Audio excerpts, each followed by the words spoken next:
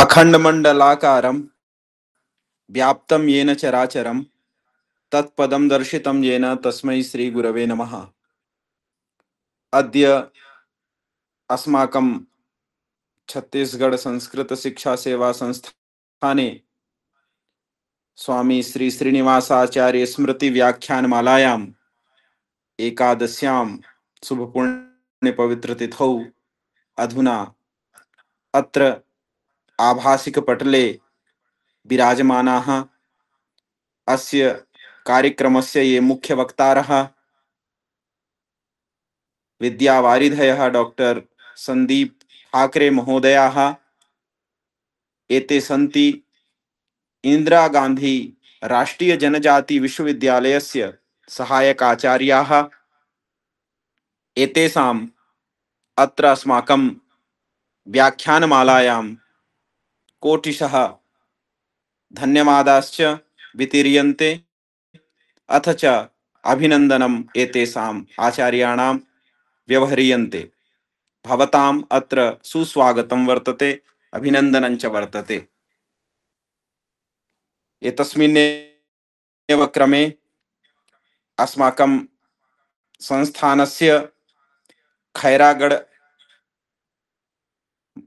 मंडलांतर्गतस्य ये संयोजिका सन्ति परमश्रद्धेया इंदिरा कला संगीत विश्वविद्यालयस्य संस्कृत विभागस्य अध्यक्षा आचार्या डॉक्टर पूर्णिमा केलकर महोदया अपि अत्र विराजन्ते। अहं तासां चरणकमलेषु स्वकीयं प्रणमाञ्जलिं विनिवेद्य अत्र पौनः पौन्येन सुस्वागतं व्याहरामि।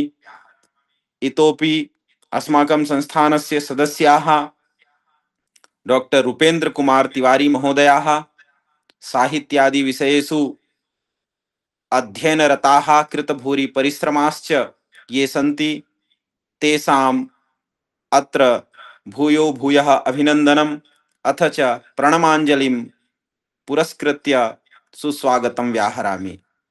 इतोपि अन्ये आचार्याः मयंक पांडे महोदयाः मनीषा तिवारी महोदया इतोपि अस्माकं संस्थानस्य रायपुर मंडलांतर्गतस्य ये सह संयोजकाः सन्ति श्री यशवंत उपाध्याय महोदयाः एतेषामपि सुस्वागतम् अभिनन्दनं वन्दनं च वर्तते। इतोपि आभासिकपटले ये पश्यन्ति तेषां समेषां सुस्वागतम् अभिनन्दनम्। प्रायः सर्वे जानन्त्येव प्रति एकादशी तिथिम् अधिकृत्य वयं क्रमशः क्रमेण यथा सौविध्यम् एकं व्याख्यानं शृण्मः। तस्मिन्नेव क्रमे अस्माकं पुरस्तात् अद्य विराजमानाः ठाकरे महोदयाः अद्यतनीयस्य यः विषयः चितः निर्धारितश्च वर्तते योग विषये ये कृतादि भूरि विशेष रूपेण ये परिश्रमाः कृतवन्तः आचार्याः ते योगे आचार विचाराः व्यवहारस्य उपयोगिता कथं भवति एतत् सर्वं गीता दृष्ट्या यथा आत्मसंयम योगे वर्णितं वर्तते तत्सर्वं समीक्ष्य एते अत्र व्याख्यानं समुपस्थापयिष्यन्ति।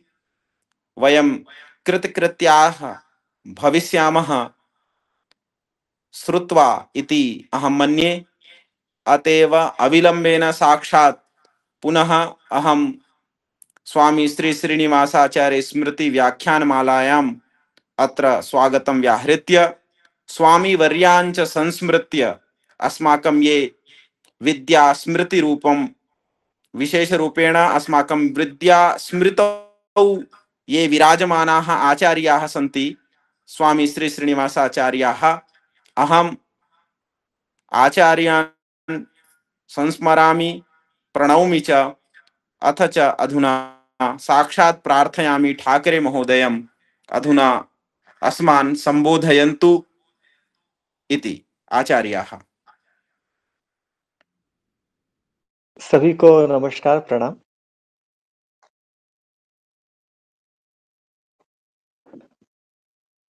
आज हम यहाँ पर छत्तीसगढ़ संस्कृत शिक्षा सेवा संस्थान के अंतर्गत स्वामी श्री श्रीनिवासाचार्य स्मृति व्याख्यानमाला के अंतर्गत योग विषय को लेकर चिंतन करने वाले हैं। सर्वप्रथम मैं सभी को नमस्कार करता हूँ और आज के चिंतन का विषय प्रार्थना से आरंभ करता हूँ।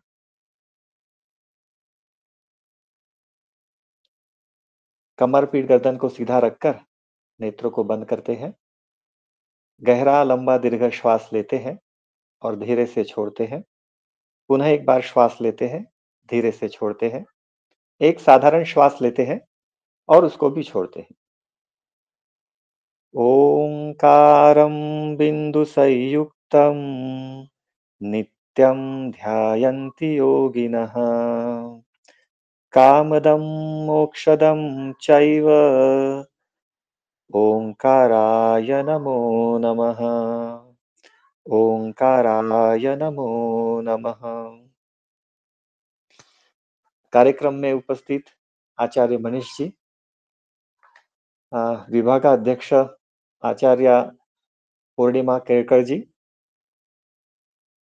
रुपेंद्र जी तिवारी एवं सभी प्रतिभागीगण। आज के चिंतन का विषय है यौगिक आचार विचार और व्यवहार की वर्तमान समय में क्या उपयोगिता है।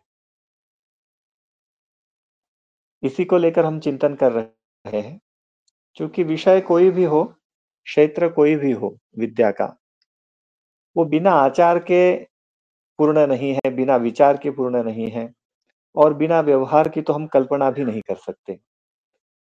आप मान के चलिए कि हमारा सब कुछ अच्छा है लेकिन व्यवहार अच्छा नहीं है, तो क्या हमें वो प्रतिफल मिल पाएगा? यदि विद्यार्थी शिक्षक के साथ उचित व्यवहार नहीं करता है, तो उसके संबंध ठीक से नहीं रह सकते। इसलिए हमारे वैदिक प्रार्थनाओं में भी वो बात कही है कि आचार्य और शिष्य के संबंध कैसे हो। हम जहाँ कार्य करते हैं, वहाँ पर हमारा व्यवहार कैसा रहना चाहिए, घर में कैसा रहना चाहिए। सभी जगह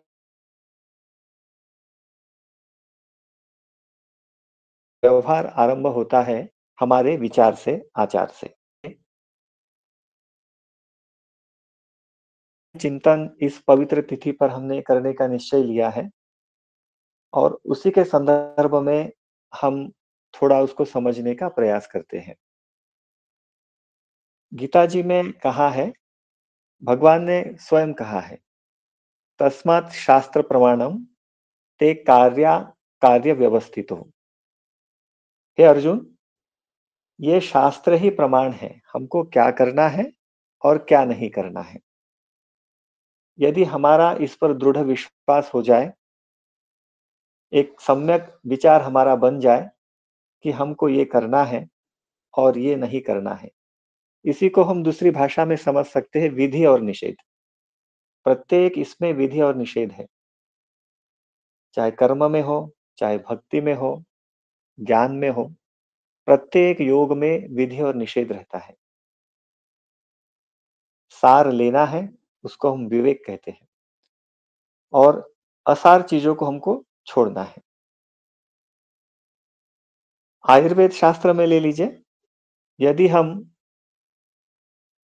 जो आवश्यक चीजें हैं उसको ले तो हमारे लिए वह स्वास्थ्यवर्धक होती है और असार चीजों को छोड़ दे जो हमारी प्रकृति के अनुकूल नहीं है, तो यही हमारी चिकित्सा है। इसी को वो स्वस्थ वृत्त, सदवृत्त, आचार शास्त्र,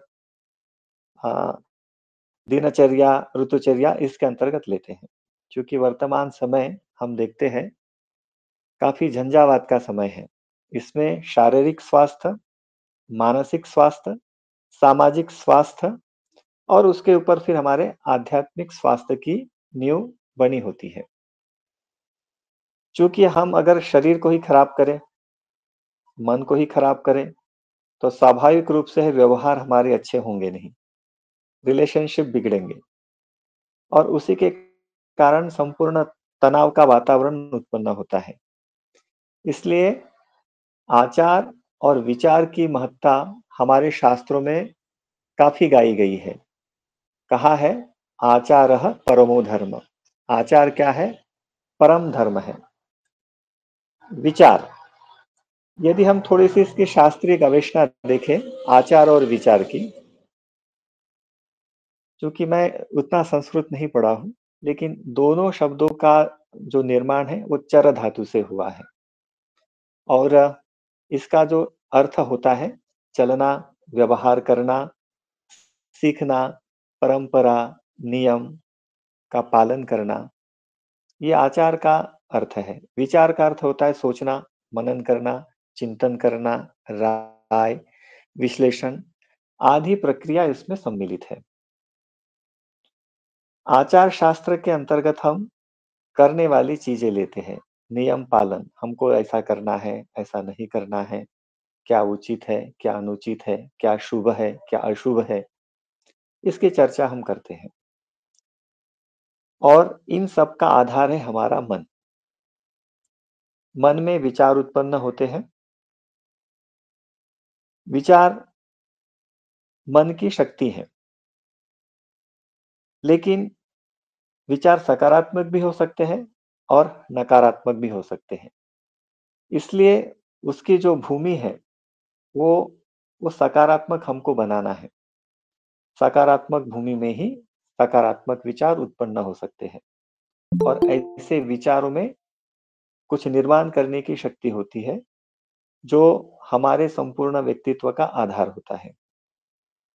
थोड़ा शास्त्रों का हम चिंतन करते हैं कि ये आचार विचार से संबंधित एक हमारी एक राय बनाने का प्रयास करते हैं कि जो हम शास्त्र पढ़ते हैं थोड़े बहुत, जो कंपटीशन एग्जाम में भी आते हैं, जैसे षड दर्शन है, ऐसा कोई प्रतियोगिता नहीं होगी, कंपटीशन एग्जाम नहीं होगा जिसमें इनके बारे में कुछ ना कुछ क्वेश्चन नहीं आते हो। षड दर्शन में हम योग दर्शन को ले लीजिए।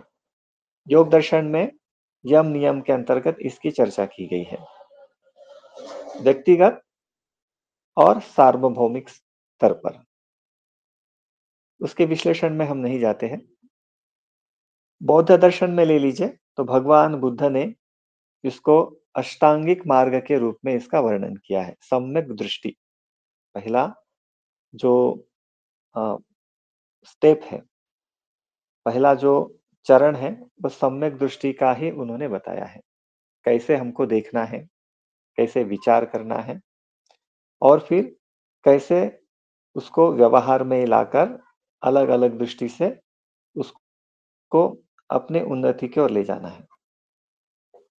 जैन दर्शन में हम देखें, सम्यक दर्शन ज्ञान चरित्राणि मोक्ष मार्ग, ये चीजें आती हैं। उसमें भी पंच महाव्रत आते, अणुव्रत आते हैं। नीति शास्त्र में भी शुभ और अशुभ की को लेकर इसमें चिंतन किया गया है। हम ये समग्रता इसलिए देख रहे हैं कि इसमें कहीं न कहीं देखिए वही मूल्य इसमें है जो हमारे लिए आवश्यक है और वो मूल्य यम नियम के अंतर्गत आ जाते हैं। अहिंसा है, सत्य है, ब्रह्मचर्य है, अपरिग्रह है, शौच है, संतोष है, तप है, स्वाध्याय है, ईश्वर प्रणिधान है। ये छोटे-छोटे मूल्य हैं, लेकिन जीवन में यदि इसकी प्रतिष्ठा ना हो, तो जीवन व्यर्थ चला जाता है। सारा का सारा हमारा जो प्रयास है, इन्हीं मूल्यों की प्रतिष्ठा हमारे जीवन में हो, कैसे ये आचरण में आए और आचरण में आकर हम अपने व्यक्तित्व को किस प्रकार से प्रफुल्लित करें, इस पर होती है। दूसरा पक्ष है व्यवहार का। ये तो हमने एक छोटी-सी राय बना ली आचार और विचार के बारे में।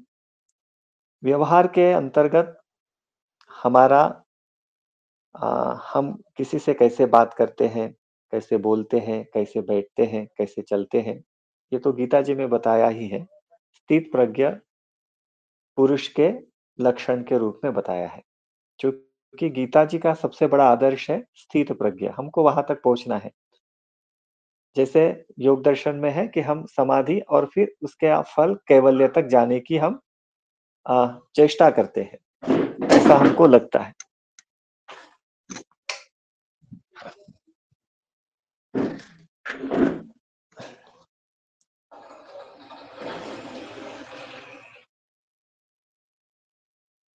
ये तो इसकी थोड़े बहुत शास्त्रीय गवेषणा हो गई हमारी, लेकिन थोड़ा मनोवैज्ञानिक दृष्टि से भी हम चिंतन करें कि हमारा व्यवहार कैसे होना चाहिए। व्यवहार के शास्त्रों को उन्होंने मनोविज्ञान कहा है। मनोविज्ञान हमारे व्यवहार को समायोजित करता है और उचित व्यवहार हमारा कैसे हो, हमारा व्यवहार को समायोजित किस कारण से होता है, ऐसे कौन से कारण हैं जिसके कारण हमारा व्यवहार बिगड़ता है। व्यवहार बिगड़ने के कारण यही है कि हम अपने आप को समझ नहीं पाते। हमारी इच्छाएँ क्या हैं, हमारी आकांक्षाएँ क्या हैं, हमको क्या प्राप्त करना है, कौन सी कुंठाएँ हमारे अंदर भरी पड़ी हैं, हम क्यों सफलता प्राप्त नहीं कर पा रहे हैं, कहाँ हमसे चूक हो रही है, हमें अ, सिद्धि या सफलता प्राप्त क्यों नहीं होती है।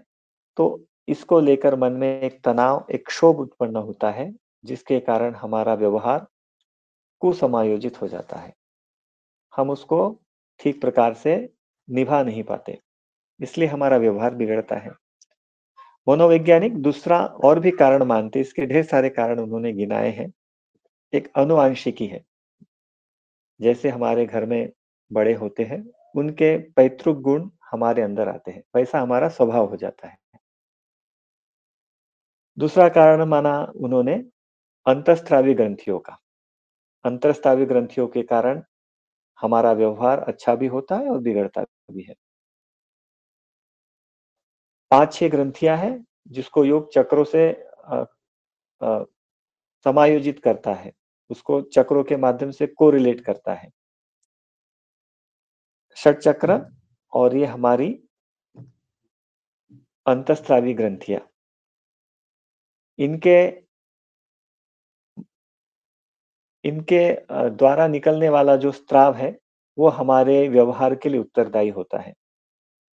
चाहे वो थायराइड हो, पैराथायराइड हो, पिट्यूटरी हो, एड्रिनल हो, ये अलग-अलग ग्रंथियां हमारे अंदर काम, क्रोध, लोभ, तनाव, चिड़चिड़ापन आदि को नियंत्रित करने का काम करती है। आजकल चर्चा चलती है रिवार्ड हार्मोन की, जो हमें प्रसन्नता देता है, सेरोटोनिन जो हमें निद्रा लाता है, हमारे मस्तिष्क को शांत करता है। ये उसका व्यवहार का जैविक आधार हमने देखा। तो एक सामान्य दृष्टि हमने आचार-विचार और व्यवहार के बारे में बनाई है। आचार-विचार का अर्थ है, हम कैसा विचार करते हैं, कैसा हमारा जो थिंकिंग पैटर्न है वो कैसा है, हम उसको आचरण में कैसे लाते हैं, हम कैसा रहते हैं, हमारी दिनचर्या कैसी है, हम कौन से समय में कौन सा काम करते हैं और व्यवहार के अंतर्गत हमारे स्वयं के रिलेशन अपने घर वालों के प्रति, अपने अधीनस्थों के प्रति, समाज के प्रति और संपूर्ण गांव और फिर बाकी लोगों के प्रति कैसे है, विश्व के प्रति हम क्या सोचते हैं। ये एक सामान्य हमने राय इसके बारे में बताई। अब हमें ये देखना है कि श्रीमद् भगवद गीता के संदर्भ में विशेषकर षष्ठम अध्याय, जिसको हम आत्म संयम योग के नाम से जानते हैं, सामान्य भाषा में उसको ध्यान योग भी कहते हैं। तो भगवान इसमें इस आचार विचार और व्यवहार को सुधारने के लिए कुछ अनमोल सूत्र देते हैं। इस अध्याय का सार संक्षेप यह है कि इसमें 47 श्लोक है और 47 श्लोकों में भगवान ने वो विधि दे दी है जिसके माध्यम से व्यक्ति किसी भी क्षेत्र का हो, उसके लिए ये विधि अनुकूल पड़ती है। क्योंकि आचार विचार और व्यवहार कोई ऐसी चीजें नहीं है जिसको हम वो क्लासरूम में होने वाली चीजें नहीं है। हम किसी से प्रेरणा प्राप्त कर सकते हैं, किसी के आदर्श को हम अपने सामने रख सकते हैं, उसके अनुसार बन सकते हैं। वास्तव में ये चीज़ें गढ़ने की हैं और निरंतर जब हम अभ्यास करते हैं, तब जाके हमारे जो संस्कार हैं, वो संस्कार क्षीण होकर अच्छे संस्कार की निर्मिति होती है। फलस्वरूप हमारा विचार करने का तरीका, हमारा आचार करने का तरीका और व्यवहार करने के तरीके में एक आमूलचूल परिवर्तन आता है। परिवर्तन तभी आता है जब व्यक्ति स्वयं इसके ऊपर निरीक्षण करता है। जब तक वो जगता नहीं है, तब तक वो निरीक्षण नहीं करता है। उसे अपने व्यवहार, अपने विचार, अपना चिंतन, अपना ही सब कुछ अच्छा लगता है। उसको अपने आचार, विचार और व्यवहार में कहीं चूक या गलतियाँ नहीं दिखती हैं। वो अपने आप को ही श्रेष्ठ मानता है। इसको हम अहंकार का प्रतीक मानते हैं, अहभाव का प्रतीक मानते हैं। नम्रता नहीं है, हम किसी के आगे झुकेंगे नहीं। श्रद्धा से किसी के श्रेष्ठ विचारों का हम पालन नहीं करेंगे। तो ये अहंकार के कारण किसी के अनुभव या किसी के शास्त्र प्रमाण को या किसी के कार्य से जो परिणाम निकले हैं, अच्छे परिणाम को लेकर हम उसको धारण करेंगे, तो वो अच्छा फल मिलेगा, ऐसा विचार हमारे मन में नहीं होता है। उसके कारण हमको वो परिणाम प्राप्त नहीं होते हैं। तो 6वें अध्याय में भगवान प्रारंभ करते हैं आसक्ति के त्याग को लेकर, क्योंकि गीता जी का संपूर्ण विषय आसक्ति के त्याग को है। हमने यहाँ पर सकारात्मक और नकारात्मक चिंतन के बारे में कहा है। चूंकि हम कर्म करते हैं तो उसका फल अवश्य प्राप्त करते हैं। यही कर्म का सिद्धांत है और कर्म का सिद्धांत हमको ये भी बताता है कि अच्छे फल का मतलब अच्छे कार्य का अच्छा फल और बुरे कार्य का बुरा फल प्राप्त होता है। इसलिए अच्छा ही कार्य करें। उसका अभी नहीं तो कालांतर में फल अवश्य मिलता है और यह फल चाहे छोटे प्रमाण में मिले, लेकिन आगे के लिए एक उत्तम भूमिका निभाता है। इसलिए केवल कर्म अच्छा करे, अर्थात शास्त्रोक्त कर्म करे। जो अशास्त्रोक्त कर्म है, अशास्त्रोक्त कर्म मतलब झूठ है, हिंसा है, अ, चोरी है, इन कर्मों को हमें त्यागना पड़ेगा। जब तक इन कार्यों को हम त्यागेंगे नहीं, तब तक हमारे अंदर सद्गुणों का विकास होगा नहीं। तब तक कर्म कुशल होंगे नहीं। कुशल कर्म का तात्पर्य इतना ही है कि हम जिस कार्य को कर रहे हैं, उसी पूरी सावधानी के साथ, अनासक्ति के साथ, दुर्भावना के साथ, मतलब दुर्भावनाओं को त्याग कर सद्भावना को स्थापित करते हुए उसका हम पालन करेंगे। तभी जाकर वो कर्म एक कर्म योग बनता है और वो कर्म हमसे लिप्त नहीं होते हैं। चूंकि हम कोई भी कर्म करते हैं, तो उसका परिणाम हमारे शरीर पर, मन पर, बुद्धि पर, इंद्रियों पर अर्थात हमारे संपूर्ण अंतःकरण पर पड़ता है। और जब अंतःकरण अशुद्ध होता है, तो आचरण भी अशुद्ध होता है, व्यवहार भी अशुद्ध होता है और विचार भी अशुद्ध हो जाते हैं। इसलिए कर्म का चरित्र पर बहुत अधिक गहरा प्रभाव पड़ता है, क्योंकि उसके संस्कार बनते हैं और जब तक संस्कारों का नाश नहीं होता है, तब तक एक अच्छे व्यवहार की हम कल्पना भी नहीं कर सकते। स्वामी विवेकानंद अपने कर्मयोग में यही कहते हैं कि संसार में गीता जी को ही वो उद्धृत करते हैं वहां पर कि कमल का जो पत्ता होता है, जैसे जल से अलिप्त होता है, वही पद्म पत्र के समान हमको कार्य करना है।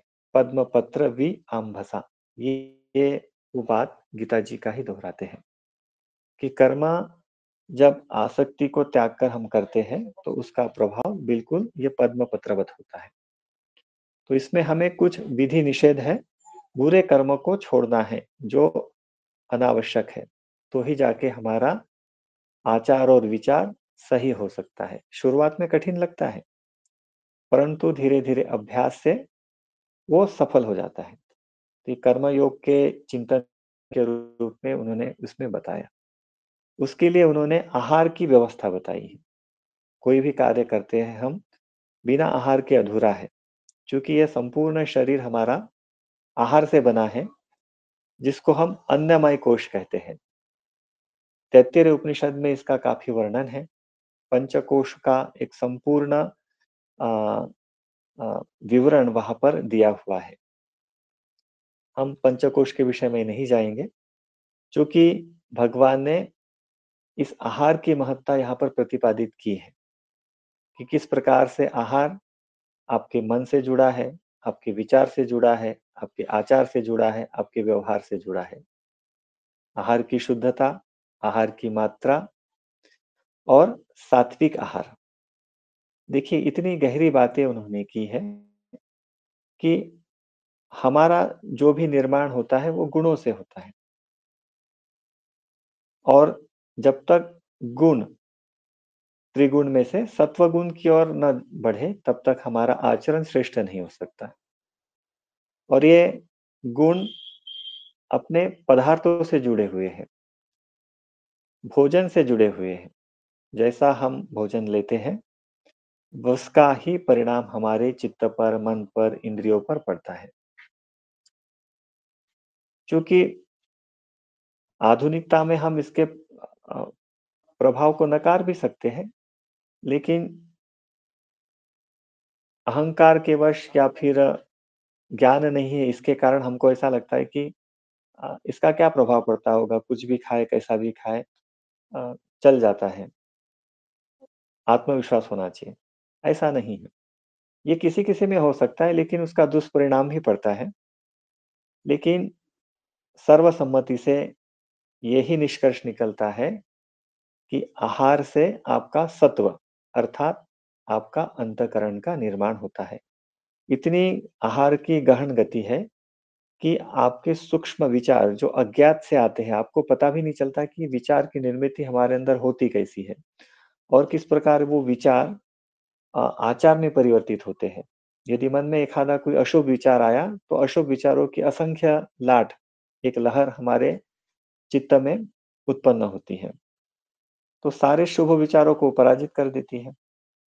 उसी प्रकार से इन सारे विचारों पर नियंत्रण प्राप्त करने के लिए आहार को उन्होंने उचित माना कि हमें सात्विक आहार लेना चाहिए। सात्विक आहार अर्थात जो हम आसानी से पचा पाएँ, जिसका प्रभाव सुस्निग्ध हो, मधुर हो और हम आधा पेट भोजन करें।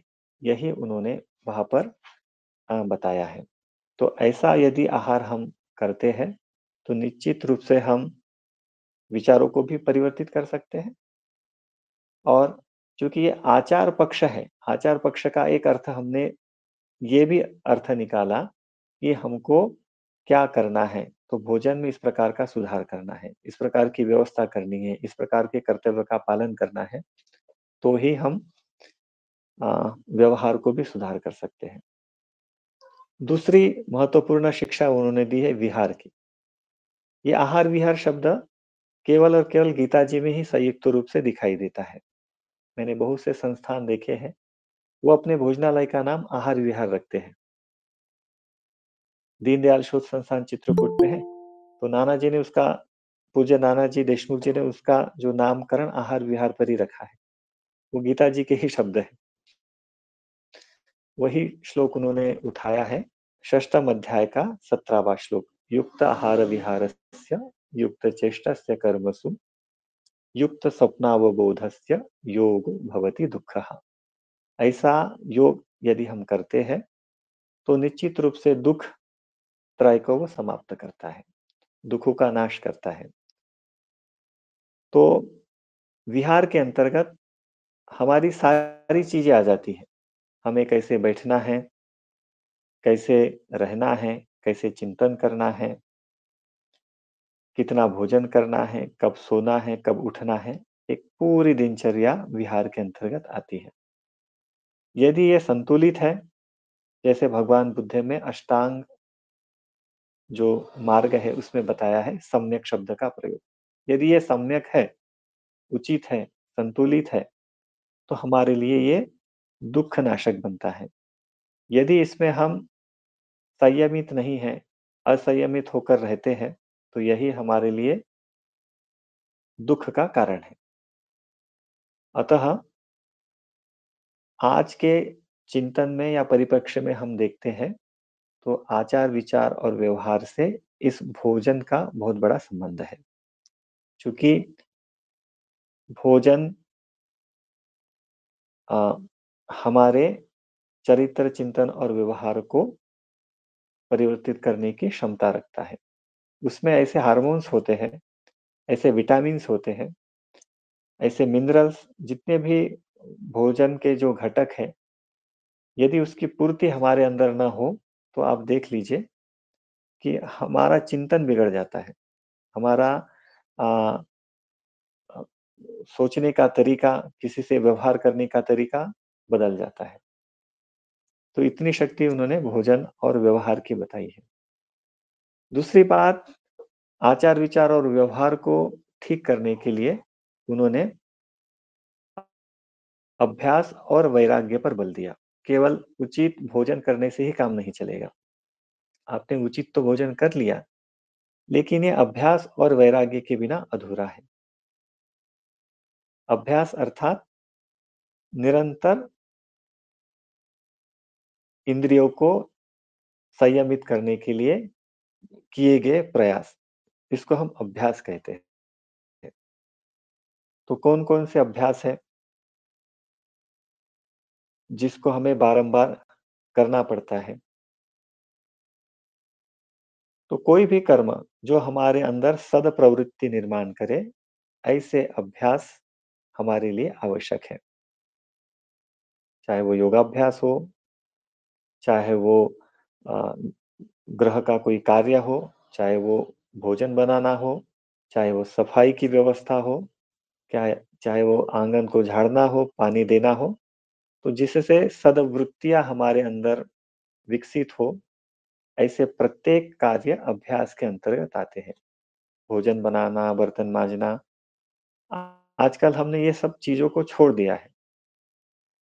बहुत से लोग करते भी हैं, लेकिन अधिकांश लोग इसको नहीं करते हैं। यदि व्यक्ति इस प्रकार के कार्य में लगे, व्यवस्था करे, अर्थात स्वावलंबी बने, तो चिंतन अपने आप सहज हो जाता है। करने की आवश्यकता नहीं पड़ती, प्रैक्टिस करने की आवश्यकता नहीं पड़ती। ये सहज योग के अंतर्गत आ जाता है। वैराग्य के अंतर्गत चीज़ों को छोड़ना होता है, त्यागना होता है। तो बुराइयों को त्यागना, अच्छाई को धारण करना, ये इसका प्रमुख लक्ष्य है। तो अभ्यास और वैराग्य किसी पक्षी के 2 पंखों के समान व्यासदेव ने इसकी चर्चा किए हैं व्यास भाष्य में, कि यदि एक पक्षी का एक पंख नहीं हो, तो वो आकाश में विचरण नहीं कर सकता। दोनों पंखों से ही वो विचरण कर सकता है। इसलिए अभ्यास, वैराग्य ये साथ-साथ में आते हैं। तभी जाके मन है, वो नियंत्रित होता है। ये अभ्यास, वैराग्य किस लिए? मन को नियंत्रित करने के लिए। यदि मन नियंत्रित नहीं है, अनियंत्रित है, अनियंत्रित इस कारण है क्योंकि उसके पूर्व जन्म के ही संस्कार वैसे हैं। क्योंकि चंचलता मन का एक स्वभाव है। चंचलता किससे आती है? चंचलता विषयों को देखकर आती है। इंद्रियाँ हमारी बहिर्मुख है, उसका स्वभाव बाहर की ओर गमन करना है। वो विषयों को, उद्दीपक को, सब्जेक्ट को देखती है और निरंतर उसमें आसक्त होती है। वैसी वृत्तियाँ वो धारण करती है और मन को वो बहिर्मुख बनाती है। इसलिए उसमें स्थिरता लाने के लिए, उसमें ज्ञान लाने के लिए, उसमें प्रकाश और अ, एक प्रज्ञा का जागरण करने के लिए अभ्यास और वैराग्य की आवश्यकता पड़ती है। चूँकि ये मन कैसा है? काफ़ी हठीला है और इस हठीले मन को हम अभ्यास वैराग्य के द्वारा ही क्या कर सकते हैं? नियंत्रित कर सकते हैं। जैसे वायु को नियंत्रित करना बड़ा कठिन है। यदि हम वायु को नियंत्रित करें, तो मन और विचार अपने आप नियंत्रित हो जाते हैं, क्योंकि उसका संबंध हमारे श्वास के साथ है, श्वास का प्राण के साथ है और प्राण का हमारे पूरे अस्तित्व के साथ, मन के साथ संबंध है। मन और प्राण ये दोनों को एक-दूसरे के पूरक माना गया है। योग वासिष्ठ में भी इसको पूरक माना गया है। योग के बहुत सारे ग्रंथ हैं, इसमें भी इसको पूरक माना गया है। आहार से प्राण बनता है, आहार से मन भी बनता है। इसलिए आहार शुद्धो सत्व शुद्धि, ये वचन यहाँ पर जो श्रुति में दिया है, उपनिषदों में दिया है, उसी का उच्चारण भगवान गीता के 6ठम अध्याय में करते हैं। अब तक की चर्चा हमने केवल आहार, विहार, अभ्यास और वैराग्य को लेकर की है। ये सभी बातें हम जानते हैं। ऐसा कोई व्यक्ति नहीं है जो इन बातों को नहीं जानता हो। जानते सब हैं, हम भी जानते हैं, आप भी जानते हैं। अ, और जिसको समस्या होती है, जो विकारग्रस्त है, उसको भी पता है। लेकिन वो क्या कारण है जिसके कारण उसमें वो अभ्यास में लगता नहीं है। यदि इतनी स्किल हम में आ जाए, इतनी श्रद्धा जग जाए, इतनी थोड़ी-सी भक्ति हमको मिल जाए, तो एन-केन प्रकारन यदि हम उस कार्य में लगे, तो हमारा कल्याण होना निश्चित है। तो उसके लिए हमें संकल्प की आवश्यकता पड़ती है। बिना संकल्प के ये सारे कार्य अधूरे होते हैं। इसलिए भगवान गीता में बार-बार संकल्प को, एक अच्छे संकल्प को धारण करने की बात करते हैं। एक संकल्प वो नहीं कि हम ये भी करना है, ये भी करना है, ये भी करना है। क्योंकि उन्होंने सन्यासियों को संकल्प त्यागने के लिए कहा है। वो वाली बात हम यहाँ पर अर्थ उसका नहीं ले रहे हैं। संकल्प का यहाँ अर्थ है सकारात्मक विचार, श्रेष्ठतम विचार, नीति नियम, आचार विचार जो हमारे लिए, हमारे संपूर्ण व्यक्तित्व के लिए आवश्यक है। ऐसे शुभ नियमों का एक पालन करना। यदि हम उसका पालन करते हैं, तो निश्चित रूप से अ, हम आचार विचार और व्यवहार को परिवर्तित कर सकते हैं। ऐसी और भी अनेक बातें बताई है 6ठम अध्याय में कि आचार विचार और व्यवहार यदि हम अच्छा भी कर ले तो उसका परिणाम कैसे होता है? मतलब उसका क्या फल मिलता है? फल ये है कि व्यक्ति में समदृष्टि आती है। वो भेदभाव नहीं करता है किसी के प्रति। वो लाभ, हानि, जय, पराजय जो द्वंद्वात्मक स्थितियाँ हैं, जो हमारे लिए संशय निर्मिति की कारण बनता है, ऐसे वो संशय से सर्वथा रहित हो जाता है। और ये संशय वगैरह इसको अंतराय बताया है, एक प्रकार की विघ्न बताया है। ऐसा संशय व्यक्ति का नाश करता है ना? संशय संशय हमारे अंदर ढेर सारे विकारों को लेकर आता है। संशय आत्मा विनश्यति करके भगवान यहाँ पर उच्चारण करते हैं कि ऐसे व्यक्ति का क्या हो जाता है? नाश हो जाता है। इसलिए जीवन में एक निश्चित पथ पर आगे बढ़ने के लिए इस आत्मा संयम योग के अंतर्गत भगवान समदर्शी होने का संदेश देते हैं। अब ये समदर्शी होने से क्या होगा कि हम अपना कल्याण करेंगे, साथ में समाज के कल्याण की भी बात करते हैं, क्योंकि वसुधैव कुटुंबम की हमारी परंपरा है। तो महोपनिषद में भी यही वचन बार-बार उपनिषद के ऋषि कहते हैं, वसुधैव कुटुंबकम के रूप में। यदि ये समदर्शी दृष्टि हमको प्राप्त होती है, तो हम किसी के प्रति भेदभाव नहीं कर सकते।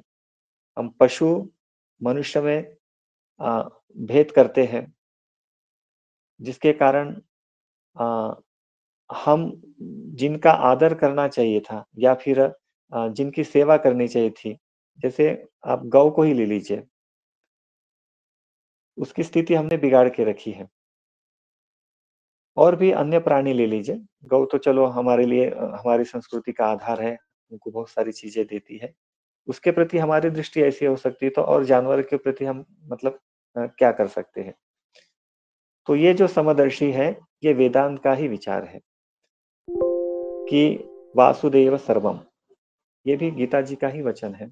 तो इस प्रकार की समदर्शिता हमको व्यवहार में गीता जी के उपदेश से हमको प्राप्त होती है। दूसरी और क्या चीज प्राप्त होती है? परस्पर मैत्री, करुणा, मुदिता की भावना के द्वारा संबंध की प्रगाढ़ता, एक दूसरे से स्वस्थवर्धक संबंध स्थापित होते हैं, शुभ संबंध स्थापित होते हैं, हम एक दूसरे के कल्याण की बात सोचते हैं। जब ऐसे विचार स्थापित होते हैं तो एक सकारात्मक चिंतन उत्पन्न होता है, और ये सकारात्मकता हमारे अशुभ का नाश करती है, हमारे अनेक मानसिक रोगों का नाश करती है। तो इतनी सारी बातें भगवान ने इसमें कही है। इसके लिए उन्होंने बार-बार आत्मनिरीक्षण की बात की गई है कि हम अपना आत्मनिरीक्षण करें और क्या कमी है, किन चीज़ों की आवश्यकता है, उसकी पूर्ति करें। ऐसे अनेक विचार उन्होंने यहाँ पर दिए हैं। उसके लिए 1-2 और गुण हैं जो मैं यहाँ पर उल्लेख करना चाहूँगा। उसमें 6वें अध्याय का 29वां और 30वां श्लोक, इसमें भगवान ने कहा है कि ब्रह्मचारी व्यक्ति भय रहित होता है और वो उसका अंतःकरण अच्छा होता है, मन संशय रहित होता है, ऐसा व्यक्ति ही मुझे प्राप्त कर सकता है, या फिर मुझे मतलब स्थिर रह सकता है, सत्य को प्राप्त कर सकता है, अ, अपने चेतना को उन्नत कर सकता है, ऐसा भगवान का उद्देश्य है। ये सारी चीजें यम नियम के अंतर्गत आती हैं।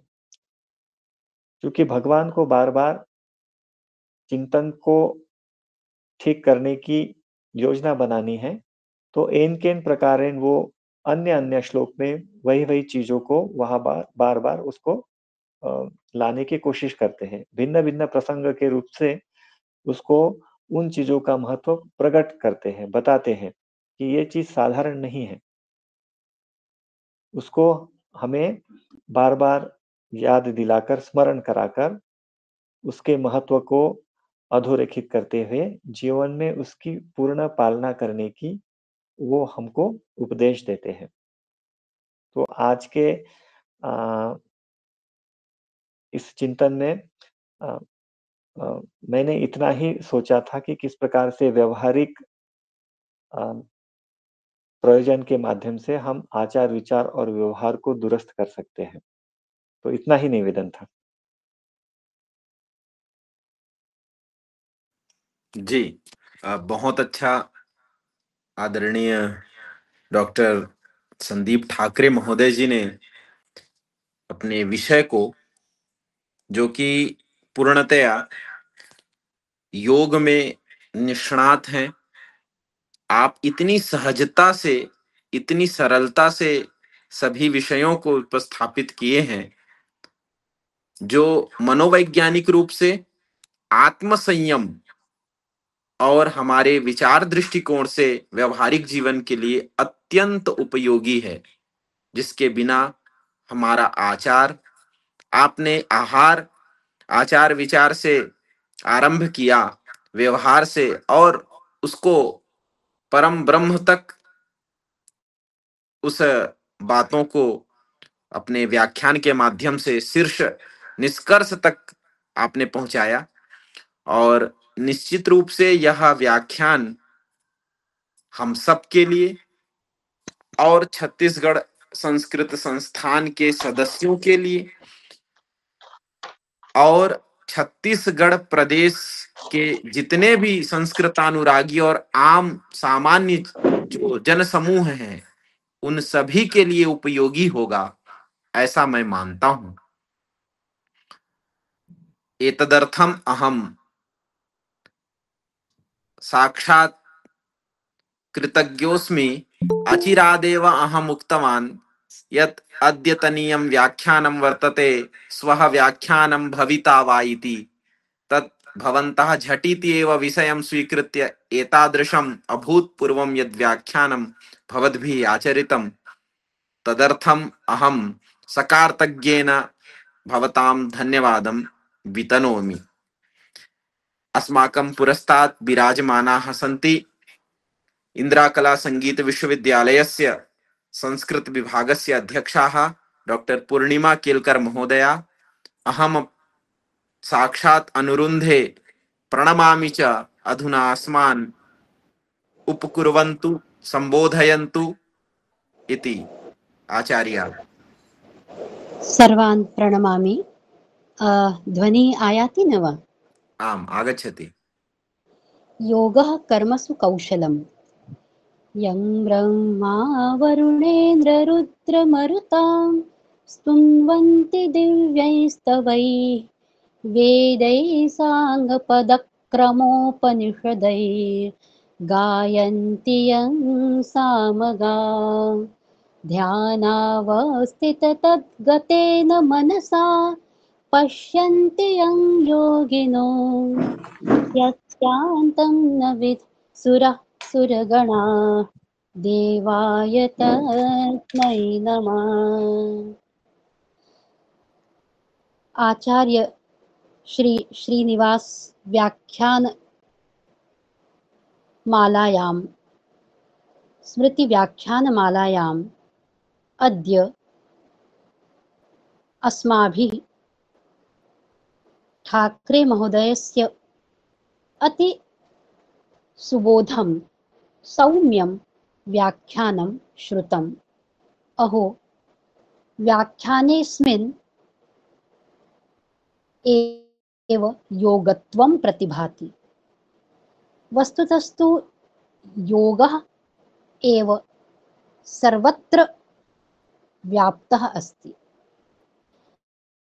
योग शब्द में ही एक ऐसा जुड़ाव है, एक ऐसा संबंध है जो आपको कहीं ना कहीं किसी न किसी से संबद्ध करता है। आचार्य जी ने अत्यंत सरल शब्दों में ये बताया कि आहार, विहार, अभ्यास और वैराग्य, ये जो चार आधार हैं, ये जीवन को एक निश्चित दिशा में ले जाते हैं। और गीता जी के माध्यम से जो आपने षष्ठ अध्याय का संकेत किया, तो वस्तुतः गीता जी में तो सर्वत्र योग है। प्रत्येक अध्याय योग से ही आरंभ होता है, चाहे वह अर्जुन विषाद का है, वो भी योग है, कर्म योग, भक्ति योग, तो आत्म संयम योग जिसकी चर्चा आपने की। तो योग शब्द में ही वो भाव आता है कि आपको कहीं ना कहीं उस तत्व से जुड़ना है जो आपके जीवन को निर्धारित करे। और आपने एक व्यवहारिक दृष्टि हम सबको प्रदान की और संकल्प की बात की, और संकल्प से पहले आपने मन की बात की। अर्जुन कहते हैं चंचलम ही मनः कृष्ण। मन की चंचलता तो सर्वसिद्ध है और स्वयं सिद्ध भी है, पर जब ये कहा जाता है कि तन्मे मनः शिव संकल्पमस्तु, तो प्रत्येक बात के लिए मन ही संकल्प करेगा। क्यों? क्योंकि मन संकल्प विकल्प से युक्त होता है। संकल्प विकल्पात्मकम मनः। तो मन, जैसा कि आपने संकल्प की बात की, तो वो कार्य आपको करना है, सकारात्मक रूप से करना है। तो ये वर्तमान स्थिति को यदि हम देखें, आज की दृष्टि से आपका व्याख्यान अत्यंत प्रासंगिक है। और मुझे ये लगता है कि जो हमारे युवा हैं, उन युवाओं के लिए ये व्याख्यान अत्यंत अनिवार्य और उपादेय सिद्ध हो सकता है, क्योंकि वर्तमान में युवा दिशाहीन होता जा रहा है। शास्त्र पढ़ता है, सिद्धांत हम सभी पढ़ते हैं कि योगश्च चित्तवृत्ति निरोधा।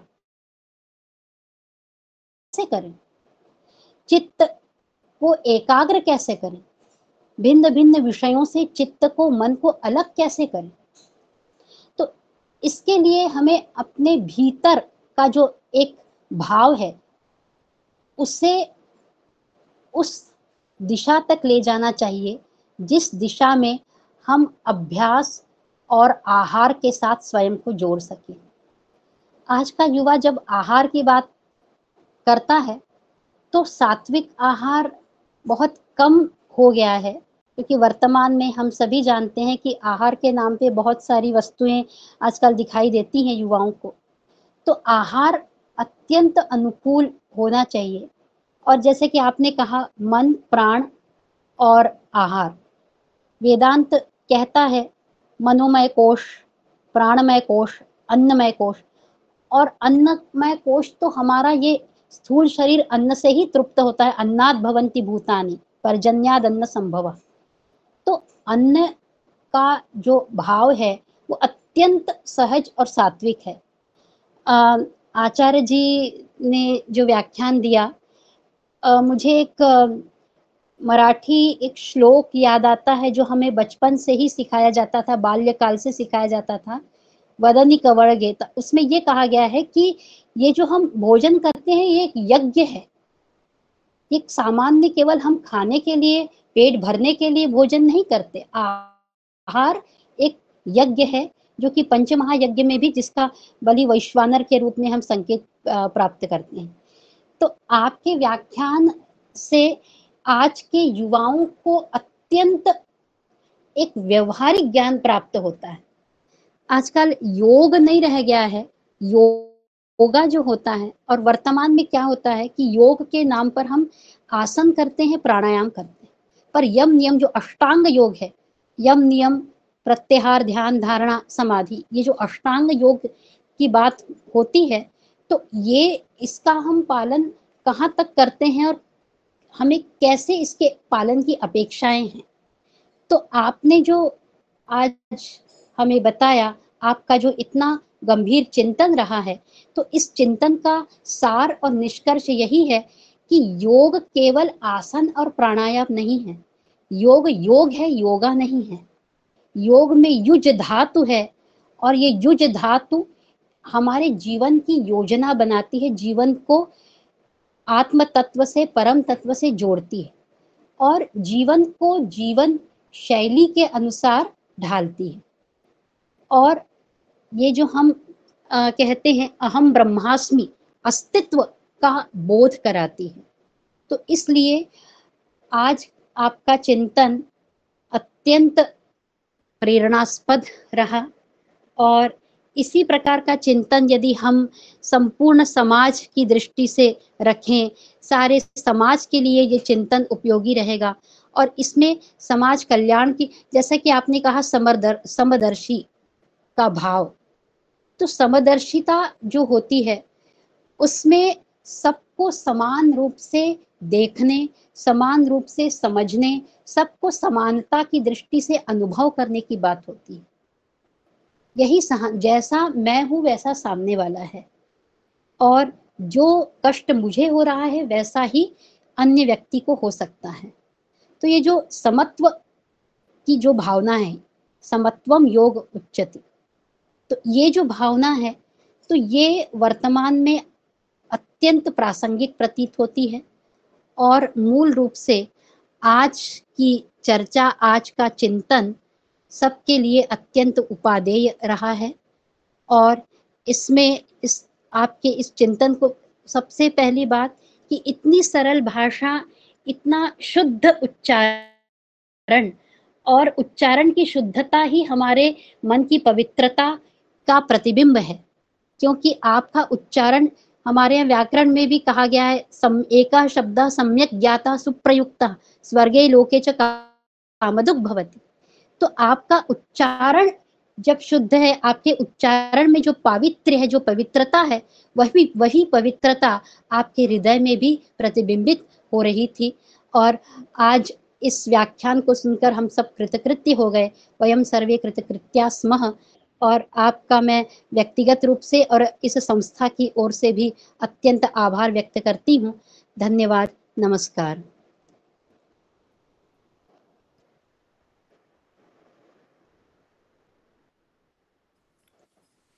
धन्यवाद महोदया। निश्चित रूप से यह व्याख्यान अत्यंत महत्वपूर्ण था आज के वर्तमान प्रासंगिक विषय को लेकर के हम सब के लिए। जैसा कि आपने कहा, आहार विहार के माध्यम से आचार्यवर ने जो व्याख्यान उपस्थापन किया वह अत्यंत उत्कृष्ट और सरल, सहज और शुद्धता से परिपूर्ण। तो इस व्याख्यान को हम स्वामी श्री श्रीनिवासाचार्य जी के चरण कमलों में वाक पुष्पांजलि के रूप में समर्पित करते हैं और इसी तरह नए नूतन विषयों को उपस्थापन हमारे विद्वान अन्य आचार्यगण करते रहेंगे, ऐसी कामना करते हैं। अतः अधुना अहं सादरं प्रार्थयामि अत्र समुपस्थिताः डॉक्टर रूपेन्द्र कुमार तिवारी महोदयाः एतेषां मुख्य वक्तॄणाम् आचार्याणाम् इतोपि अस्माकं ये श्रोतॄणाम् अथ च ये आगन्तुकाः सन्ति आभासिक पटले यूट्यूब माध्यमेन ये पश्यन्तः ये सन्ति तेषां सर्वेषाम् अत्र धन्यवादम् अत्र व्याहरन्तु इति प्रार्थना। अथ च एतस्य व्याख्यानस्य सम्पूर्णं व्याख्यानं पुनः श्रोतुं भवन्तः शक्नुवन्ति यूट्यूब माध्यमेन cg_s.in इत्यत्र। अथ च अत्र लिंक अपि प्रेषितं वर्तते, तत्सर्वं दृष्ट्वा पुनः शृण्वन्तु इति। आचार्याः तिवारी महोदयाः। ओम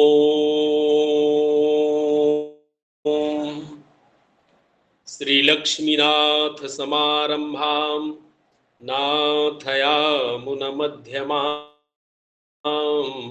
अस्मदाचार्य पर्यन्तां वन्दे गुरु परम्पराम्। इदं वदन् मोमुद्यते मे मनः यद अद्यतनीयां स्वामी श्री श्रीनिवासाचार्य स्मृति व्याख्यानमालायां समायोज्यमानायाम् एकादश्यां तिथौ अद्य वयं सर्वे धन्यधन्याः यत् एतादृशाः विद्वांसाः लब्धाः अस्माभिः तथा च एतेषां यत् किमपि वच्मि तद् अल्पः एव अस्ति, नास्ति तथा शब्दाः यद् अत्यंत एतेषां सरलाः शब्दाः वाक्यानि च इतोपि एते महोदयाः अपि अत्यंत सरल हृदयाः सन्ति। अत्यंत सरलतया अस्मान् समुद्बोधितवन्तः यत् कः योगः, आचारः कः, विचारः कः, व्यवहारं कथं करणीयम् इत्यादि विषये विस्तरेण समुद्बोधितवन्तः। तादृशाः अस्माकं महोदयाः, ठाकरे महोदयाः सन्ति। तेषां कृते अहं भूयो भूयः धन्यवादान् व्याहरामि। इतोपि अस्माकं गुरुवर्याः सन्ति, आदरणीयाः इंदिरा कला संगीत विश्वविद्यालयात् समागताः सन्ति। मातृकल्पाः केल्कर महाभागाः सन्ति। तेषां कृते अपि अहं भूयो भूयः धन्यवादान् व्याहरामि, प्रणमामि च। इतोपि अत्र अस्माकं मित्रमणयः सन्ति ये अहर्निशं संस्कृतस्य प्रचारप्रसाराय अहर्निशं प्रयासरताः सन्ति। तेषां कृते अपि अहं भूयो भूयः धन्यवादान् व्याहरामि। इतोपि आमुखपटले अस्माकं सह संयोजकाः सन्ति। अस्माकं यशवन्त कृते अपि धन्यवादान् व्याहरामि। इतोपि अस्ति एन् इति अत्र लिखितं वर्तते, मीना इति मन्ये सन्ति एते महाभागाः, तेषां कृते अपि धन्यवादान् व्याहरामि। इतोपि निशा महोदया, रोशन राजपूत महोदयः अस्ति, एतेषां कृते अपि अहं धन्यवादान् व्याहरामि। इतोपि लीलाधर महोदयाः एस् गेमिंग इति अत्र लिखितं वर्तते, नाम इदानीं न जानामि, तथापि एतेषां कृते धन्यवादान् व्याहरामि। इतोपि अस्माकं महोदयाः सन्ति, अत्र देवेश इति लिखितं वर्तते, एतेषां कृते अपि धन्यवादान् व्याहरामि। इतोपि अस्ति सचिन देव महोदयाः, अशोक महोदयाः, इतोपि यूट्यूब माध्यमेन ये शृण्वन्ति तेषां कृते अपि अहं भूयो भूयः धन्यवादान् वितनोमि। एवं उक्त्वा विरमति अयं जनः। धन्यवादाः। धन्यवादाः तिवारी महोदयाः। भवतां कृतेपि धन्यवाद कृतवद्भ्यः आचार्येभ्यः अपि अत्र धन्यवादाः व्याह्रियन्ते। अधुना प्रायः सर्वे जानन्ति एतादृशी सभा प्रति एकादशी तिथिम् अधिकृत्य भवन्तीति। अतएव प्रत्येकस्मिन् तिथौ आगत्य अत्र व्याख्यानं शृण्वन्तु इति अस्मदीया वाञ्छा। तथा च एका विशिष्टा सूचना अपि अत्र प्रसार्यते अस्माभिः। संस्थानेन यः संकल्पः स्वीकृतः तत्संकल्पम् अधिकृत्य छत्तीसगढ़ संस्कृत शिक्षा सेवा संस्थानेन पुनः राज्यस्थ शिक्षकाणां कृते विशेष कार्यशाला 10 दिवसीय कार्यशाला समायोज्यते इति कश्चन संकल्पः स्वीकृतः। स च संकल्पः कीदृशः स्यात् इति अधुना तथा सविस्तरेण अहं वक्तुं न शक्नोमि, किन्तु राज्यस्थ संस्कृत शिक्षकाणां या संगोष्ठी समूहः वर्तते अस्मदीया, तत्र सूचना पूर्वमेव प्रसारिता। ये भवन्तु सुखिनः, सर्वे सन्तु निरामयाः, सर्वे भद्राणि पश्यन्तु, मा कश्चित् दुःखभाग् भवेत्।